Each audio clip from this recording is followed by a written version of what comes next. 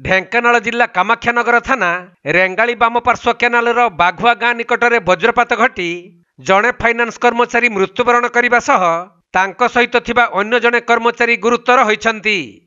मृत फाइनान्स कर्मचारी जनक हेउछंती बड़म्बा कृष्णचंद्रपुर अंचलर संतोष कुमार बेहेरा एवं अति गुरुतर होइथिबा फाइनान्स कर्मचारी जनक ढेंकानालर शून्यराणी जेना।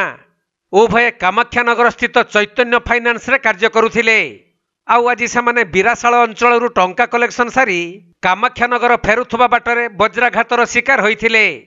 सेहीपरि मालपुरा गाँवर देवस्मिता नायक नामनी जने महिला घरे बसिथिबा बेले वज्राघातर शिकार होई कामाख्यानगर मेडिकल रे भर्ती होइछंती।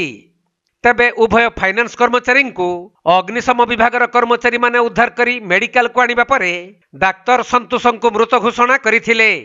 आउ शून्यराणी अवस्था अति संकटापन्न थिबारु तांकु पुणी ढेंकानाल जिला मुख्य चिकित्सालय को स्थानांतरित करा जाइथिबा जणा पड़िछि।